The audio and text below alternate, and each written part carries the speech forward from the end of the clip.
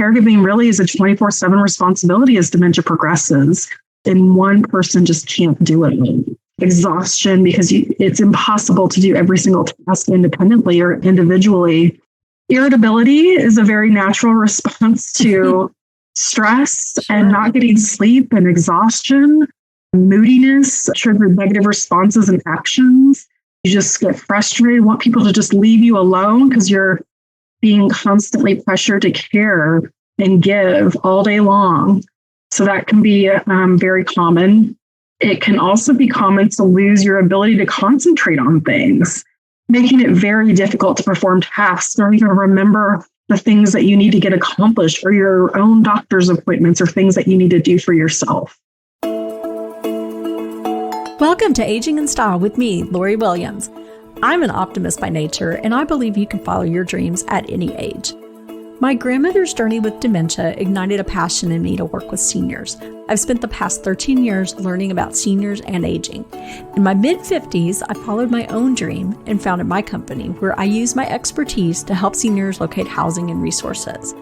On this podcast, we cover all aspects of aging. Join us each week to meet senior living experts and inspirational seniors who are following their dreams. The fact is, we're all aging, so why not do it in style?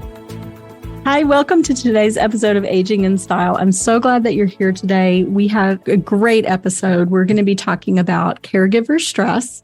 And our guest today is Megan Rowe with the Alzheimer's Association. If you listen to the podcast, you know that Megan is a regular guest on our show.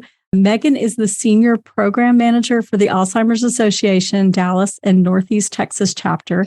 And Megan's proven expertise is focused on quality education and support services for families, preserving dignity and enabling families and professionals to foster supportive environments throughout the disease process. So today we thought it would be really important to go over the 10 symptoms of caregiver stress and also some tips on how to manage. So welcome to the podcast, Megan. Thanks for having me back. I always enjoy this, Lori. Good. Well, we always enjoy it, and you always bring such great information for our listeners. So let's start off today. Let's hit the 10 symptoms of caregiver stress.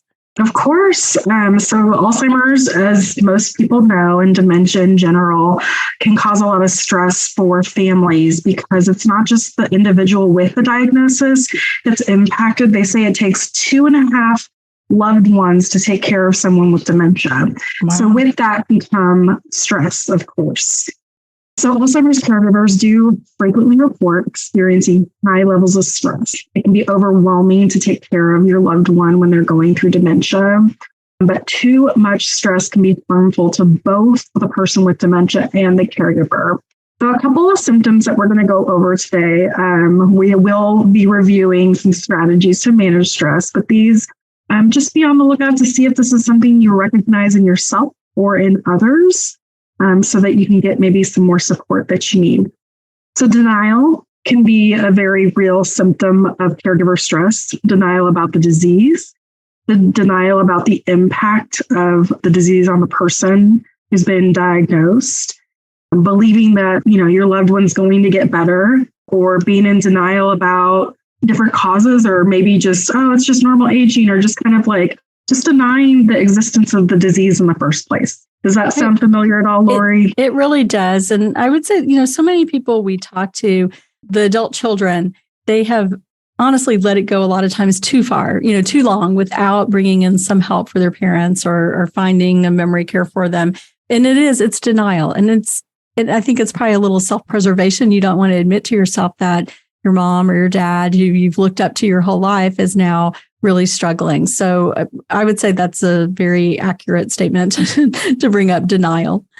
Yeah. And sometimes when denial is going on, the primary caregivers will kind of take over for the person with dementia and kind of hide maybe some of the symptoms or withdraw from, activities that they may be familiar with doing. So there's that right there, as well as the next one would be anger, actually, but not always anger at the person with a diagnosis. It could be anger or frustration with the situation, or becoming impatient, or being frustrated that they can't do what they used to, but you've seen them do it before, but they just can't do it anymore. Or trying to remind someone, you know what to do, you know where we're going. Remember, we're going to go for this walk or go to the doctor, or we've had this plan for weeks. So anger is something that can come up pretty easily, especially through being impatient with repetition or just the constant caregiving responsibilities. Especially for our families that are sandwich generation, where you're, say an adult daughter and you still have school age kids and you're working and you're also caring for a parent with dementia. I mean, just the stress that can bring anger on too, because you're frustrated, you're hurrying, you're trying to get so many things done. And you're like, come on, you remember this, or how could you forget this? So I've seen that and heard it from people that I have talked to. Yeah, losing your cool in a situation where you're trying to manage multiple things at once. I mean, that happens on the regular for all people. Sure. So considering that on top of caregiving responsibilities for a loved one with dementia, that can be really challenging. So the next one I kind of spoke about, but social withdrawal. This can be common for folks that are either hiding a diagnosis or might feel judged by an experience of dementia, even if they don't have a diagnosis, but they're showing signs. So withdrawing from friends or activities that they used to love doing, golfing, going to church, being involved with community events or social groups, or going to the neighbor's block party every Sunday or whatever it is. So I was just going to say, I know that is always a sign when I'm talking to a family and they're describing mom or dad. And, it's, oh, well, they used to be really social. Mom was very social. She went to church. She did this, she did that. And now all of a sudden she doesn't want to go anywhere.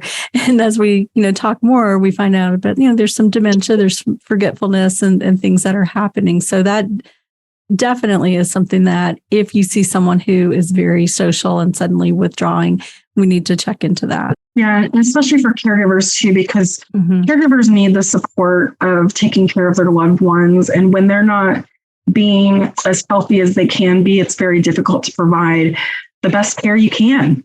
Exactly. So anxiety can come up too.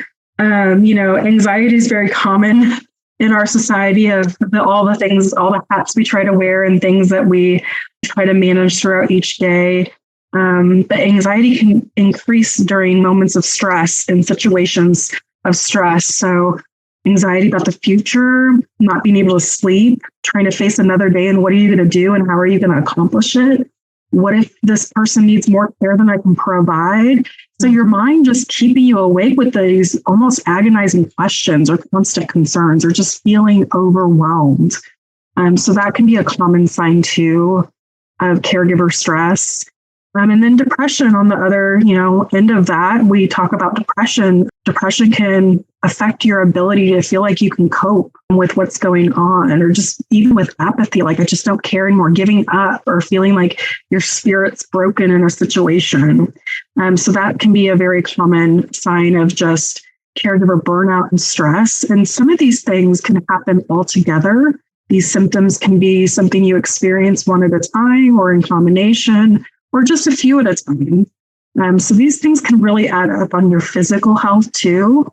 Sleeplessness, being awake at night, exhaustion because you're not getting good sleep. So sleeplessness to me reminds me of the anxiety caused by never-ending list of concerns. What if she wanders out of the house while I'm sleeping, or falls, or hurts herself?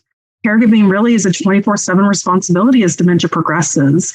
And one person just can't do it. Exhaustion because it's impossible to do every single task independently or individually. Irritability is a very natural response to stress and not getting sleep and exhaustion. Moodiness trigger negative responses and actions. You just get frustrated, want people to just leave you alone because you're being constantly pressured to care and give all day long. So that can be very common. It can also be common to lose your ability to concentrate on things, making it very difficult to perform tasks or even remember the things that you need to get accomplished, or your own doctor's appointments, or things that you need to do for yourself. So, and I'm sure you see this too, that so many of the caregivers they do neglect their own health because they just can't even think about making that dentist appointment or doctor's appointment for themselves. Yeah, and the concern of even having to like, where is my loved one going to go while I go to the grocery store, or I go to the pharmacy, or my own doctor's appointments? So as you can see, these things, these scenarios that we bring up, it's really impossible for one person to do this alone. So yes, you nailed it, Lori. Health problems occur. This not only affects your mental health or your emotional health and well-being, but it can take a physical toll too on your body. Stress can really take a physical toll on your body. You might be more susceptible to getting sick. You might be more susceptible to not being like dieting and exercising right and taking care of yourself.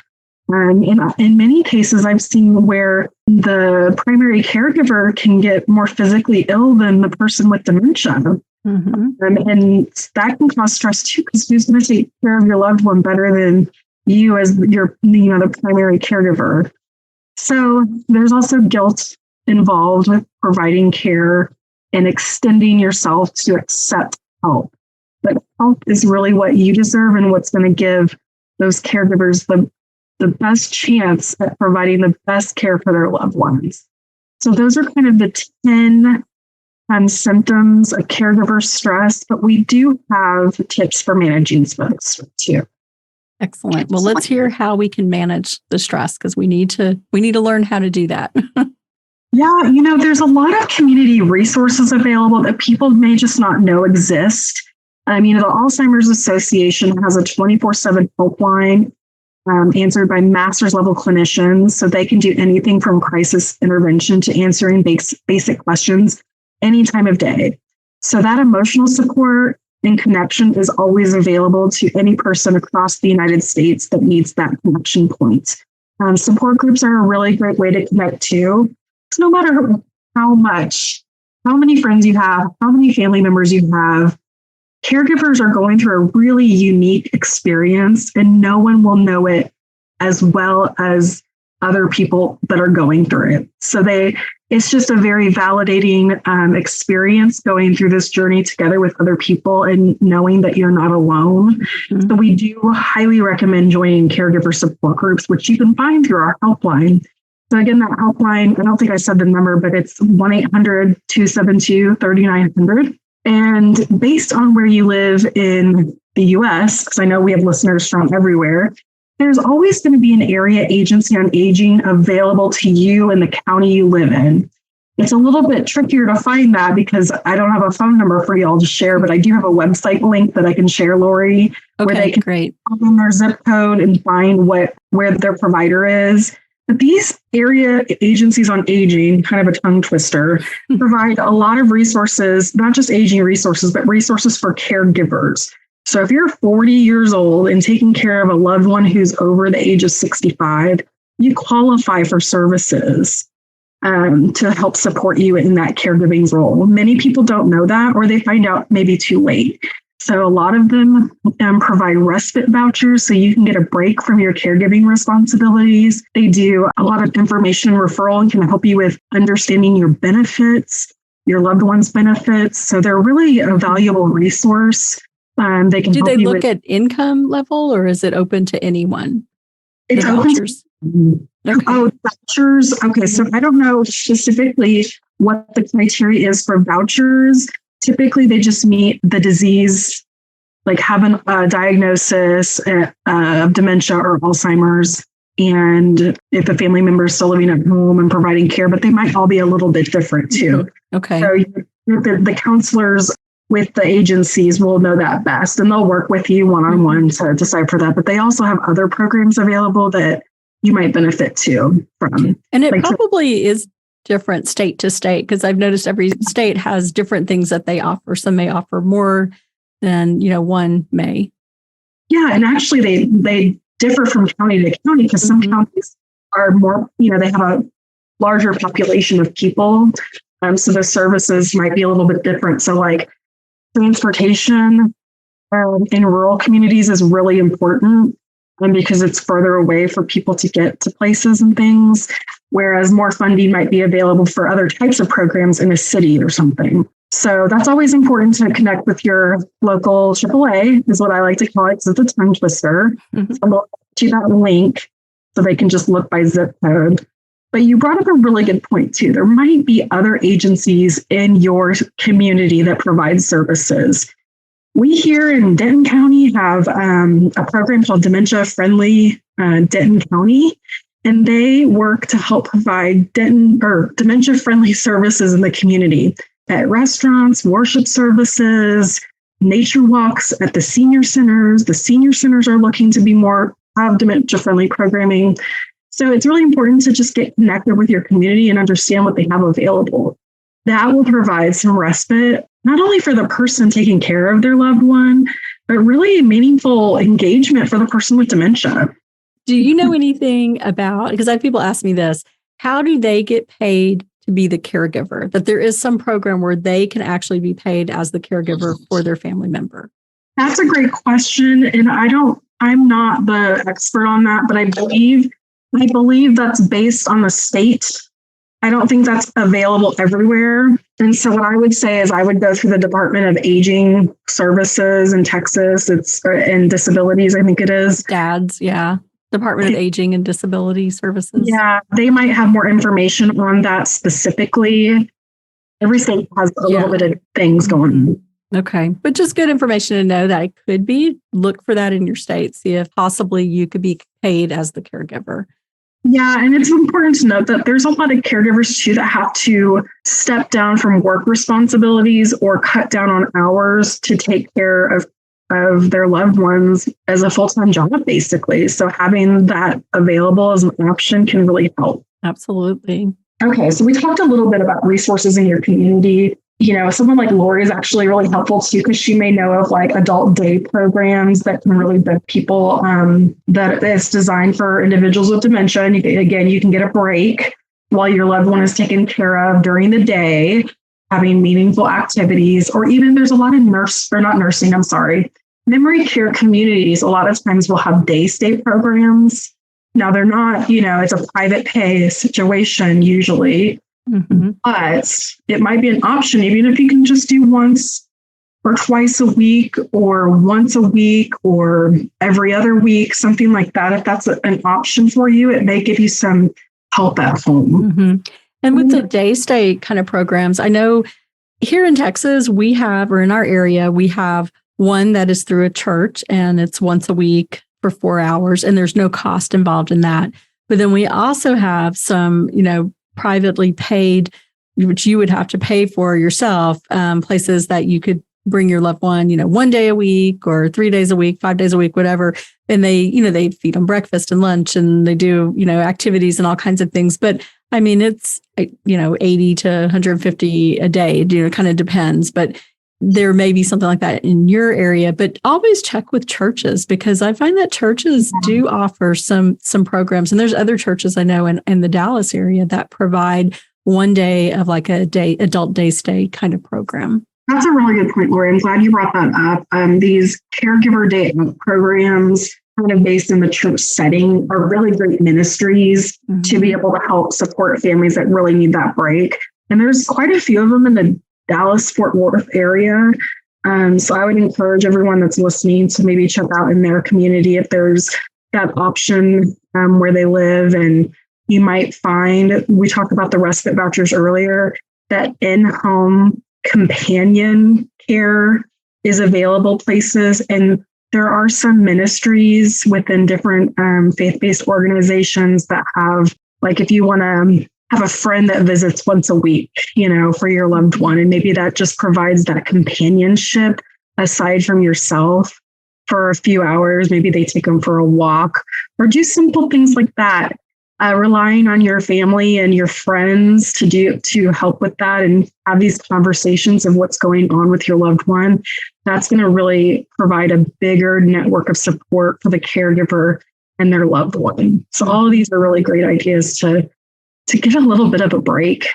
The other thing I want to add here is, we're talking about you taking a break. I don't want people to be thinking when I'm taking this break, I'm going to be cleaning the house, I'm going to be doing this, I'm going to be doing all these different tasks. That is your me time. And I think, and I say this to people all the time, don't feel guilty because they'll say, oh, I feel guilty. I have all these things I need to do. No, if you want to go take a bubble bath, go do that. If you want to go see a movie or you want to read a book, take that time for yourself just to kind of, recharge. And I think that's really important because, I guess in our society, we're always like, we got to go. We got to be getting all this stuff done. But you're always taking care of this person. You need to take care of yourself. That's a really good point, Lori. Our callers here should remember that you have permission to take care of yourself. And part of taking care of yourself is doing things that you love and enjoy. Reading a book, a bubble bath sounds amazing. Going to get your hair done, going to get nails done, going to see friends, going to movies. Those are things that we lose track of when we're giving direct care to our family members every day. And every day seems the same, but it's a part of taking care of yourself. So giving yourself permission to do that is really important. Some other suggestions would include relaxation techniques can really help with just anxiety and stress and taking a pause in the moments. There's a caregiver that the association has worked with in the past that had always said, before you respond, count to 5 or count to 3. That way you're really thinking about what you're saying before it comes out. And it can help prevent, further agitation, both for yourself and for others. But relaxation techniques can use visualization. If there's like a beautiful place in your mind you can go to just for a quick little trip in your mind. Maybe it's Greece and all that beautiful blue water, or it's a beach, or it's mountains and the breeze, the cool breeze, because we know we need that in Texas when it's 100 degrees inside. We could use a cool breeze now. Whatever that is for you. Mm-hmm. Or the meditation. There's a lot of great meditation apps. And then it's like, there's an app that will show you how to breathe deep in and out. And it's like 15 seconds. But it's this little like icon and it glows to your breath. And that can help really kind of resituate things for you. And you just catch your breath. Mm-hmm. And calm down a little bit. So breathing exercises on here too. So slowing your breathing and focusing on taking deep breaths. And you can also, if you're not one who really knows how to download an app, and I'm thinking of my mom right here. Sorry, Mom.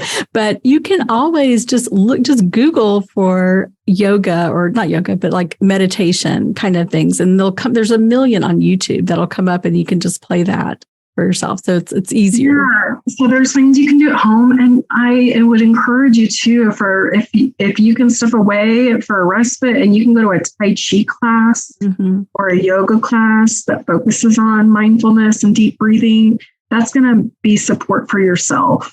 So that's something that's definitely suggested, as well as get moving. Any form of physical activity can help reduce stress and overall well-being, even if it's just 10 minutes a day. And this is something, even if you want to do this independently, it might be an activity you do with your loved one. Getting out, getting some fresh sun, maybe not in Texas right now, it has to be early or late, and just taking the time to take a little walk, see the sights, enjoy the birds, smell the grass being cut, the lawn being cut, and just take that time to get. Well, I was going to say that kind of brings us back to the dementia friendly, which we're starting these nature walks, which I'm so excited about. And, be sure to check in your area to see if there's a dementia friendly that has started or is starting. But we have all of these great nature walks scheduled. We have, I think, 6 coming up in the Flower Mound area where I am. I'm actually going to be going on 2 of them. So I'm very excited about that. But those are for the, the person with Alzheimer's, as well as their caregiver to go along. And what a nice break that is. And, I think a source to, try to relax when you're out there on this nature walk. I'm very excited about that. And it's a great design of a program too, because someone with dementia that may not be able to design their own activities anymore, may not ever really think about going outside on their own for a nature walk or something to connect to nature and sun and fresh air and the grass. And I'm emphasizing all these sights and things that we see when we're outside, because it's something that's not a common occurrence for someone with dementia. So it really connects you back to nature. It's an enjoyable thing to do with your loved one. And it's just a nice physical activity to do together. So that's something that we definitely recommend. becoming an educated caregiver is also very important. When you know kind of what to expect down the road and how to build or take classes to develop your skill set and your toolbox, your caregiver toolbox of dealing with the challenges of the disease, you're really setting yourself up to cope with what's to come ahead and maybe who to get in touch with or how to, for instance, if you ever need to place your loved one, you're not going to want to know about that the day you need to do it. You really need to prepare in advance to know what your options are. Some places have waiting lists, for example, or you might qualify for VA benefits that help support the cost or some other kind of fund or long-term care, but then it only, might use specific sites or whatever. So trying to figure that out in advance and just maybe what's to come can help you as a caregiver just be better prepared. Yeah, I agree with that. And I love it when people do call us in advance and just trying to make a plan, just, knowing what options are out there, that home care, hiring a caregiver may be an option. Some programs through the VA where they have preferred caregivers, home care companies that you may be able to qualify for some VA paying it. There's different programs that you don't know about until you start looking and talking to someone who can guide you through that. So, definitely in your area, reach out to a good senior placement agency that's connected and knows some of the resources for you. And, if you will need to find a memory care down the road, know that, okay, this is a wonderful one here, but they may have a 6-month waiting list. So you're just, you're prepared for what's to come. And have you ever worked with some families that were kind of in emergency situations that needed to move immediately? The majority are emergency situations, unfortunately. Not very many will plan it out. Most are more like, reacting to something that's happened. Either suddenly mom or dad started wandering or someone fell and broke a hip, and now that's a game changer. So it's usually more like a 911 situation. And not to go down the rabbit hole of Lori's expertise, but really in an emergency situation, there's a lot of paperwork and things you need to prepare before you can even move into a facility. And so it becomes really a stressful situation. So prepare. It's very emotional. And then that goes even to the next point of making legal and financial plans and putting those in place ahead of time, because it can be very difficult to get plans in place if you don't have any once the person is past the point of being able to consent or make informed decisions. So then you're talking about guardianship, and that can be very difficult to get and costly. So it's really important to think about that as a family and have these conversations about putting plans in place. And when you start talking about these things in advance at younger ages, you understand better what your loved one's wishes are for the future. So taking into consideration what they want for their future is really important to honor their wishes. So that's something that we definitely suggest. And then, of course, taking care of yourself, which we kind of talked about throughout this, but we didn't mention that visiting your doctor regularly is really important as a caregiver. It really is. And I didn't mention that earlier, but sometimes the respite does involve taking care of yourself by committing to making sure that you're visiting all the doctor's appointments that you need to go to, as well as your loved one. So just keep that in mind as you're taking care of yourself as a caregiver. So Lori, that's all I have for today on this particular topic. Of course, we have more information at our website, alz.org/care. That's specific to caregivers, and that's our caregiver center. And then, of course, if you want to talk to someone specifically about different topics or issues that are coming up for you, you can always call that 24/7 helpline. It's 1-800-272-3900. Wonderful. Thank you so much, Megan. You're always such a wealth of information when you're on our show. We really appreciate you coming on and sharing your expertise. So we are going to have all your information on the website. We'll have the 24/7 number. And we're also going to probably link back. We will definitely link back to some of the other podcasts we've done. There's one about getting all your important information in order, because Megan had pointed that out. So we will put a link to that podcast as well. So to visit or listen to any of our podcasts, you can find them all on our website, which is loriwilliams-seniorservices.com. And all the podcasts are there. I believe we're, over 100 at this point, which is great. So be sure to go and listen to them and share them with your friends and family. And we so appreciate you listening, and we will talk to you next week. Bye-bye.